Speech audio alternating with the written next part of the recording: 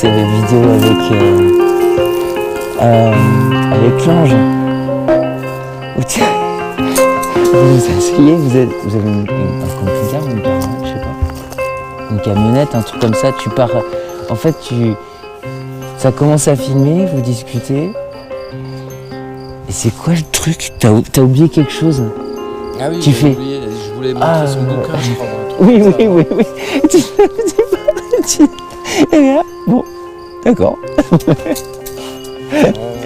Et on te voit partir, en plus tu restes dans le background aussi. Ouais, mais ça c'était pas prévu. On te voit partir avec le djellaba. Enfin comment ça s'appelle les longues tenues? Djellaba. C'est djellaba. C'est une djellaba, c'est ça. C'est une djellaba, ouais. Ouais, donc mon voyage pranique continue. Je suis aujourd'hui à Gap. Je suis venu voir François qui m'a invité chez lui. Donc c'est une nouvelle rencontre pranique et un nouvel ami Facebook qui devient donc virtuel, qui devient une connaissance et probablement un ami réel. Voilà. Donc je suis arrivé hier soir, aujourd'hui on fait une balade et on fait connaissance.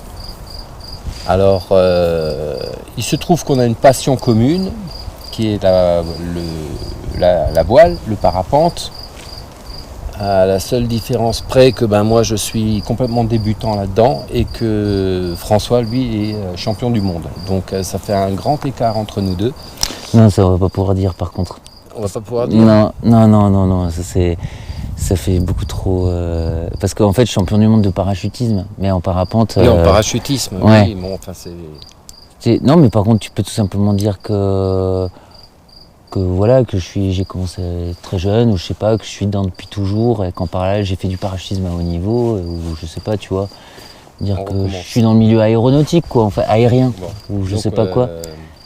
En fait, on a une passion commune, qui est le parapente, à part que moi je débute, et que François, lui, est carrément super bon, et il en fait depuis des années, et voilà, donc on va pouvoir non seulement échanger autour du prana, parce que c'est quelque chose qui l'intéresse beaucoup, mais on va pouvoir aussi voler ensemble, et ça c'est absolument génial. Ouais. Donc je vais te lancer sur un truc, parce qu'en fait on a parlé pas mal hier soir déjà, donc ouais. Tu n'as pas encore fait de processus pranique. Non, mais non, le du prana t'intéresse, ou en tout cas tu es appelé vers cette voie de plus en plus. C'est pour ça que tu as voulu qu'on se rencontre et qu'on en parle. Oui. Est-ce que tu es d'accord de parler de ce que tu m'as évoqué hier soir, parce que c'est une expérience quand même singulière et peu commune, de mort imminente? Oui, bien sûr. Oui, ça me dérange pas du tout. C'est pas non plus un scoop. Hein. Il y a bien plus qui est arrivé à bien plus de gens. Ça reste une expérience réellement très brève, mais en même temps, comme on se l'était dit aussi, qui est toujours là et qui est un instant un petit peu d'infinité, j'ai envie de dire, ou je ressens plutôt. Comment ça s'est passé en réalité, concrètement? Concrètement, en fait, tout simplement, c'était suite à des apnées avec un ami avec qui j'avais l'habitude depuis des années de m'entraîner. En plongée, enfin en apnée, c'est... En apnée, là, c'était en déplacement en piscine, à Kibitsono en Alsace. Ah, d'accord. Et donc, on faisait des apnées en déplacement, donc en dynamique. Et en fait, ce soir-là, je le sentais donc moyennement. J'avais du mal à m'aligner, j'ai envie de dire, entre le rythme cardiaque, respiratoire et la conscience, plutôt la pensée qui prenait beaucoup de place. Je ne sais plus trop quoi d'ailleurs, mais je me souviens juste de ça. Et que ce soir-là, de manière conditionnée, j'ai voulu à tout prix faire comme on faisait d'habitude, quoi. 50 mètres d'apnée en déplacement. Et puis donc j'ai dû forcer forcément. Je suis arrivé à peine à la moitié, ça devenait déjà compliqué. Alors que là, au contraire, à la moitié, tu commences à être en pleine aisance. Et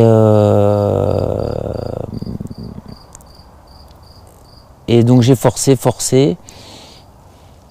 Et au moment de m'orienter vers la surface, où je commence à palmer, à remonter, machinalement, je fais ce signe qu'on a l'habitude de dire à son binôme qui surveille en surface que tout va bien. Je fais ou le corps fait ce geste, je ne saurais plus trop dire exactement qui a fait quoi, parce que ça commençait à être déjà un peu trouble. Et je faisais ça malgré l'instant physique de souffrance que j'étais en train de vivre, parce que c'était un réel étouffement. Je me rendais bien compte que je poussais le bouchon et que là mon corps était en train de me mettre un peu tous les voyants en rouge pour me dire qu'il serait temps d'inhaler un petit peu d'air. Ce serait sympathique. Et puis je pense qu'à peu près 1 mètre, 1m50, 1 mètre de la surface, j'ai ce repère-là puisqu'il a réussi à tendre le bras et à prendre mon bras. En fait, c'est ça qui me permet d'avoir cette notion-là, ce souvenir en tout cas.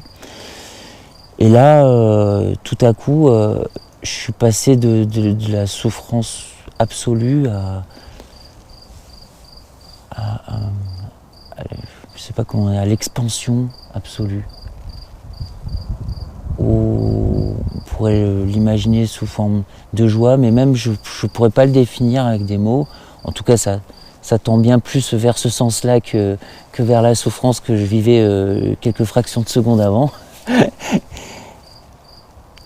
Et cette sensation où j'ai quitté mon corps physique. Ça, il m'a fallu 20 ans en fait en feedback pour accepter de m'en rendre compte, je pense. Parce que j'avais gardé ce souvenir-là comme quelque chose de...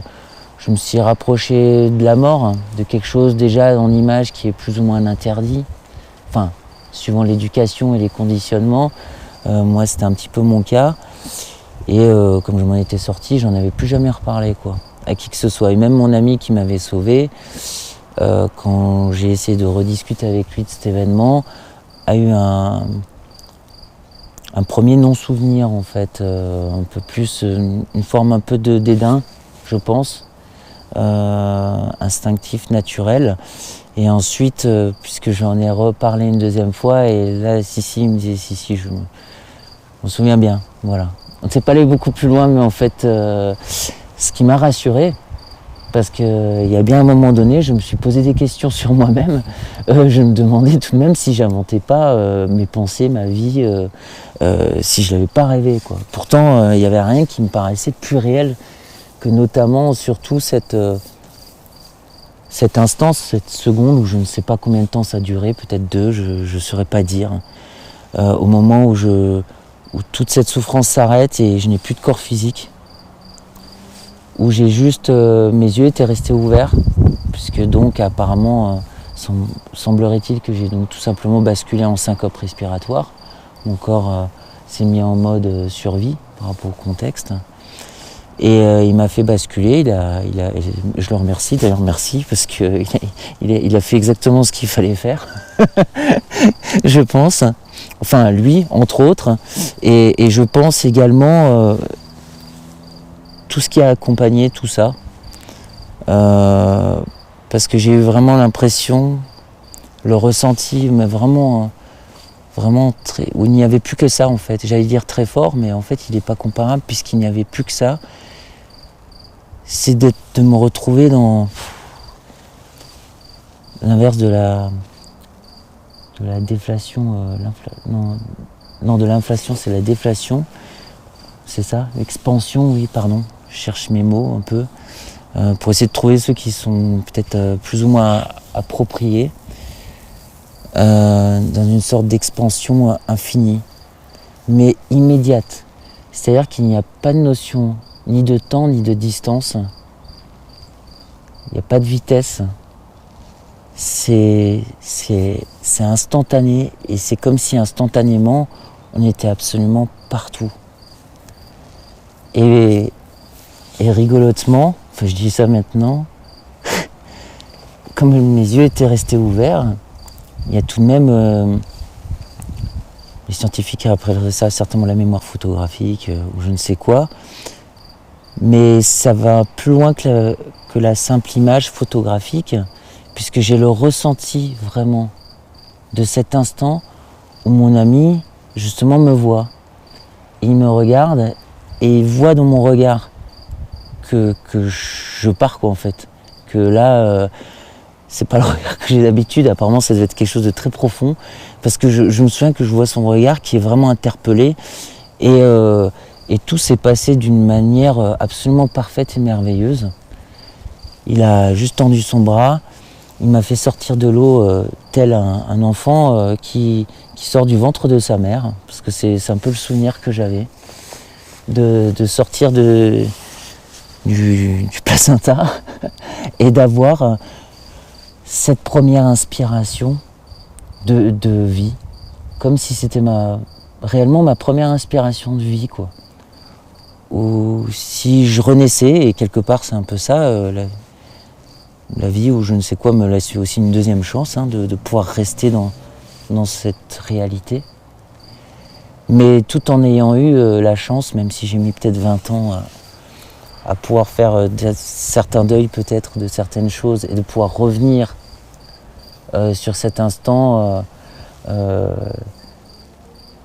où ça aurait été vraiment dommage de passer à côté, parce que je pense que je serais passé à côté de la seule seconde qui m'a peut-être appartenu de toute mon existence. C'est le souvenir que j'en garde.